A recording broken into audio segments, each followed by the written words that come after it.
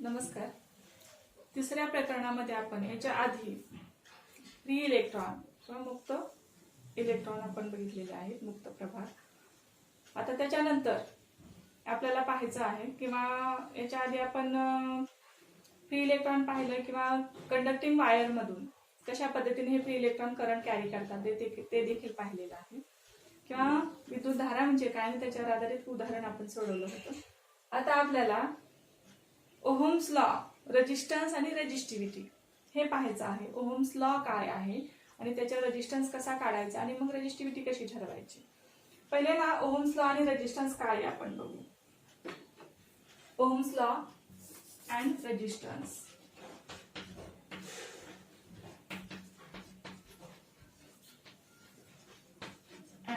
Resistance.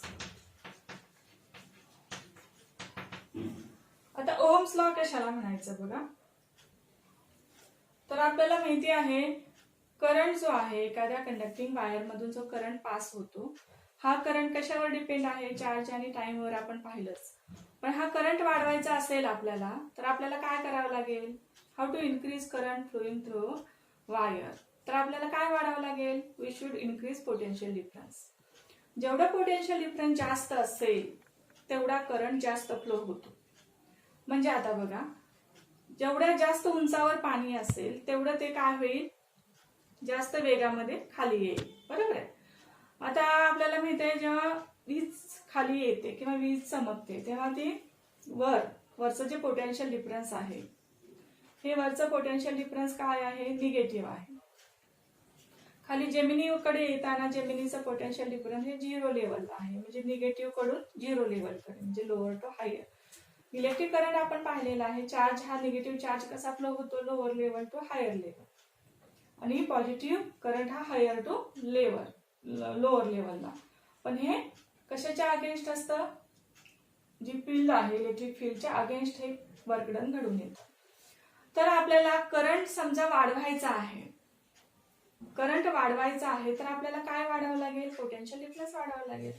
जेवढी level जास्त, दोन पोटेन्शियल मध्ये जेवढा डिफरन्स जास्त असेल तेवढा करंट जास्त फ्लो होईल. बरोबर आहे.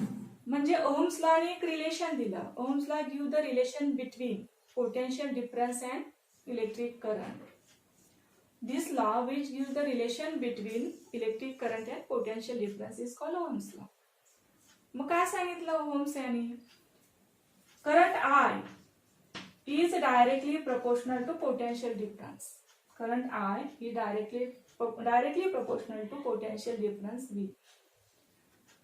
If कधी पण हे कधी होतं, if the physical conditions of the conductor remain same or constant. हे असं कधी असतं पण जर फिजिकल कंडिशन कंडक्टिंग वायरच्या कॉन्स्टंट असतील तर. आता फिजिकल कंडिशन कशाला म्हणायचं, जसं कोणकोणत्या फिजिकल कंडिशन बघा. लेंथ, वायरची लेंथ आहे, लेंथ कमी जास्त केली तर करंट काय होतो, कमी जास्त होतो. त्याच्यानंतर त्या वायरचा क्रॉस सेक्शनल एरिया आहे, म्हणजे थोडक्यात जाडी आहे आपण म्हणू, लांबीवर किंवा लेंथवर हे डिपेंड असेल. त्याच्यानंतर क्रॉस सेक्शनल एरिया आहे. त्याच्यानंतर मटेरियल, कुठल्या मटेरियल पासून ते कंडक्टिंग वायर बनलेलं आहे. कारण काही मटेरियल गुड कंडक्टर असतात, काही बॅड कंडक्टर असतात, काही मीडियम कंडक्टर आपण किंवा त्याची कंडक्टिव्हिटी कमी जास्त असते. त्यामुळे कुठल्या मटेरियल पासून बनलेला आहे, प्रत्येक मटेरियलचा रेजिस्टन्स वेगवेगळा असतो. त्यावरून सुद्धा काय ठरतं, हा इलेक्ट्रिक करंट ठरतो. आणि चौथा फॅक्टर आहे फिजिकल फॅक्टर, तो आहे temperature. Current also depends upon temperature. हे चार फॅक्टर जर कॉन्स्टंट असतील तर ते चेंज केले नाही, ते कॉन्स्टंट ठेवले. एखाद्या कंडक्टिंग वायरचे हे चार प्रॉपर्टीज कॉन्स्टंट ठेवल्या. कोणकोणत्या, लेंथ, क्रॉस सेक्शनल एरिया, त्याच्यानंतर मटेरियल आणि temperature. If these physical properties remain same, then current I is directly proportional to V. असं असेल तर करंट I हा कशाशी डायरेक्टली प्रोपोर्शनल असतो, VC. म्हणजे करंट कधी वाढतो, जेव्हा पोटेन्शियल डिफरन्स वाढेल तेव्हा. पोटेन्शियल डिफरन्स वाढलं की करंट सुद्धा काय होतो, वाढतो. दिस इज ओहम्स लॉ. यालाच आपण काय म्हणतो, ओहम्स लॉ. आता किंवा ओहम यांनी हे आपल्याला प्रूव्ह करून दाखवलेलं आहे. आता आपल्याला याच्या आधारे, ह्या लॉच्या आधारे रेजिस्टन्स ठरवायचा आहे. आपल्याला माहितीच आहे हे जे साइन आहे प्रपोर्शनॅलिटी साइन हे काढून टाकून त्याचं कन्व्हर्जन आपण इक्वेशन मध्ये करायचं आहे. तर करत असताना आपल्याला कॉन्स्टंट घ्यावा लागतो. इथं आपण आर हा कॉन्स्टंट घेतला, ह्याचं इक्वेशन मध्ये कन्व्हर्जन करू. आय इज इक्वल टू काय हे काढून आपण इक्वेशन तयार करतोय. I is equal to R V. काय मिळेल? I is equal to R V. आता समजा आपण आर इथं काय घेतला, R is equal to constant, याला प्रोपोर्शनॅलिटी कॉन्स्टंट असं म्हणतात. आर हा काय घेतलेला आहे? कॉन्स्टंट घेतलेला आहे. आता जर आपण आर इकडे घेतलं, I into 1 by R is equal to B मिळेल. आर इकडे घेतला तर काय मिळेल? सॉरी, तर आपण कॉन्स्टंट के घेणार आहोत. Here K is equal to constant. तर आता के जर आपण इकडे घेतला तर 1 by K is equal to काय मिळेल? व्ही. तर आता हे 1 बाय के म्हणजेच काय घ्यायचंय आपल्याला? आर घ्यायचंय. त्यालाच रेजिस्टन्स म्हणतात. 1 by K is equal to R which is equal to resistance.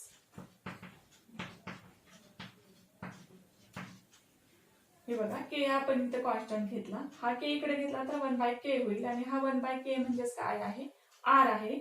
आणि यालाच आपण काय म्हणतो? रेजिस्टन्स. मग काय मिळालं? I R is equal to V. काय मिळालं? I R is equal to V. मग याच्यावरून आर इज इक्वल टू किंवा रेजिस्टन्स इज इक्वल टू काय मिळेल? R is equal to V upon I. काय मिळेल? R is equal to V upon I. R is resistance. मग resistance is equal to काय मिळालं? हे पोटेन्शियल डिफरन्स आणि हे काय? करंट आहे. म्हणजे व्ही अपॉन आय म्हणजे काय? Potential difference upon current. अशा पद्धतीने आपण ओहम्स लॉच्या द्वारे किंवा थ्रू ओहम्स लॉ रेजिस्टन्स ठरवू शकतो. आता ह्या रेजिस्टन्सचं युनिट काय आहे हे काढायचं असेल तर unit of resistance is equal to unit of potential difference divided by unit of current. SI unit ठरवायचे असेल तर ह्या दोन्हीचे आपल्याला एसआय युनिट घ्यावे लागतील. हे युनिट कसं काढायचं बघा. एसआय युनिट फॉर्म्युल्यावरून आपण युनिट काढतो. इज इक्वल टू कशाचं एसआय युनिट घ्यायचं? पोटेन्शियल डिफरन्सचं एसआय युनिट आहे व्होल्ट, करंटचं एसआय युनिट आहे एम्पियर. मग काय मिळालं? Volt upon ampere. आणि यालाच व्होल्ट अपॉन एम्पियरलाच काय म्हटलं जातं? Ohm. It is denoted by this sign. यालाच ओहम असं म्हणतात. ओहम का आपल्याला माहिती? हा रेजिस्टन्स आपल्याला कशातून मिळाला? ओहम्स लॉतून मिळाला. In the honour of Ohm the resistance is measured in ohm. अशा पद्धतीने हा ओहम आपल्याला मिळतो किंवा हे युनिट मिळतं. Then what is 1 ohm? 1 ohm is equal to 1 volt upon 1 ampere. 1 ohm is equal to 1 volt upon 1 ampere. Then how can we define 1 ohm? तर 1 ohm आपल्याला डिफाइन करायचं आहे. काय डिफाइन करता येईल 1 ओहम? 1 ओहम रेजिस्टन्स म्हणजे काय? If 1 volt potential difference is applied between two ends of conductor and 1 ampere current is passed through the conductor, then the resistance of the conductor is 1 ohm. जर 1 volt एवढं potential difference wire मध्ये वाहकामध्ये आपण प्रवाहित केलं आणि 1 ampere एवढा current त्यामुळे वाहत असेल तर त्या वायरचा रोध रेजिस्टन्स म्हणजे रोध किती असेल? 1 ओहम एवढा असेल. अशा पद्धतीने आपण हे 1 ओहम सुद्धा ठरवू शकतो किंवा काढू शकतो. हे झालं रेजिस्टन्स, ओहम्स लॉ आणि रेजिस्टन्स. आता आपल्याला रेजिस्टन्स म्हणजे काय हे फॉर्म्युल्याने आपण बघितलं, पण रेजिस्टन्स तयार कसा होतो, प्रोड्यूस कसा होतो? एखाद्या वायरचा रेजिस्टन्स जो आर आहे हा रेजिस्टन्स म्हणजे काय ते पाहायचं आहे. What is a resistance and त्याच्यावरूनच आपण रेजिस्टिव्हिटी पाहणार आहोत. पहिल्यांदा आपण रेजिस्टन्स काय असतो तो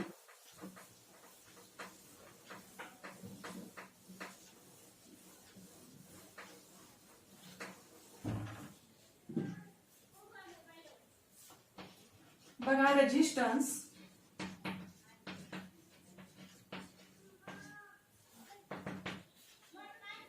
आपण पाहिलं एखाद्या वायर मध्ये जे फ्री इलेक्ट्रॉन आहेत हे फ्री इलेक्ट्रॉन करंट कॅरी करतात. They are in random motion. ते असे स्वेअरपणे मुक्तपणे त्या कंडक्टर मध्ये फिरत असतात. मग जेव्हा आपण त्याला करंट पास करतो एखादा सेल जोडतो तेव्हा त्याच्यातून करंट पास होतो. आता करंट पास होताना जे फ्री इलेक्ट्रॉन त्याच्यातून पास होतात ते इलेक्ट्रॉन कोलाइड होतात. कशाशी? तर हे कंडक्टिंग मटेरियल कशापासून बनलेलं आहे? ॲटम आहेत, मॉलिक्युल्स आहेत, आयन्स आहेत, फ्री इलेक्ट्रॉन आहेत. या सगळ्यापासून हे कंडक्टिंग मटेरियल बनलेलं आहे. त्याच्यातून करंट आपण पास करणार आहोत. तर हा करंट पास करताना हे जे इलेक्ट्रॉन पास होतात, करंट पास होतो म्हणजे इलेक्ट्रॉन पास होतात. हे जे पास होतात तेव्हा ते काय होतात? आतले जे आयन्स आहेत मटेरियल मधले किंवा फ्री इलेक्ट्रॉन आहेत किंवा ॲटम आहेत यांच्याशी कोलिजन होतं त्यांचं, किंवा ते त्याच्याबरोबर घर्षण करतात. आणि त्याच्यामुळं काय तयार होतं? हिंड्रन्स किंवा एक अशा प्रकारचे आघात एकमेकावर झाल्यामुळे एक रोध तयार होतो, विरोध तयार होतो. This is called resistance. ह्या रोधालाच आपण रेजिस्टन्स म्हणतो. Hindrance due to collision of electrons with another ions or atoms is called resistance of the conductor. अशा पद्धतीने एकमेकावर आदळून, आता आपल्याला माहिती आहे घर्षण झालं की वहनाला विरोध होतो. जसं आपण तुम्हाला माहिती असेल एखाद्या स्मूथ सरफेसवरून किंवा एखाद्या मऊ एखाद्या पृष्ठभागावरून किंवा एखाद्या हायवेवरून मऊ जी जागा आहे त्याच्यावरून गाडी चालवणं सोपं असतं. पण जर तुम्ही खडबडीत पृष्ठभागावरून गाडी चालवत असाल तर घर्षण जास्त झाल्यामुळे वेग वाढवता येत नाही. म्हणजे वहनाला काय होतो? थोडक्यात विरोध होतो. किंवा एखादी गोटी आहे ती तुम्ही काचेवर अशी फेकली तर ती वेगात पुढे जाऊ शकते. पण ती जर तुम्ही वाळूवर किंवा रफ सरफेसवर टाकली तर हे काय होईल? कोलिजन जास्त झाल्यामुळे, घर्षण जास्त झाल्यामुळे फ्रिक्शन फोर्स तयार होतो. त्यामुळे मोशन जास्त मिळत नाही, वहनाला विरोध होतो. तशा पद्धतीने याच्यामध्ये सुद्धा हिंड्रन्स जो तयार होतो, आघात जे तयार होतात, त्यामुळे पुढे करंट जास्त फ्लो होऊ शकत नाही आणि त्यालाच आपण रेजिस्टन्स असं म्हणतो. हा झाला रेजिस्टन्स. आता ह्या रेजिस्टन्स वरून आपल्याला रेजिस्टिव्हिटी काढायची आहे. काय रेजिस्टिव्हिटी? रेजिस्टन्स आणि रेजिस्टिव्हिटी मध्ये थोडासा फरक आहे. कंडक्ट आणि कंडक्टिव्हिटी, कंडक्ट कॅरी करणे आहे, कंडक्टिव्हिटी एक प्रॉपर्टी आहे. तसं रेजिस्टन्स आणि रेजिस्टिव्हिटी एक स्पेशल प्रॉपर्टी आहे मटेरियलची. प्रत्येक मटेरियलची रेजिस्टिव्हिटी वेगवेगळी असते. आता रेजिस्टिव्हिटी काय आहे आपल्याला बघायचं. Every material has different resistivity. Resistivity कशाला म्हणतात बघू. Resistance and resistivity. Resistance and resistivity.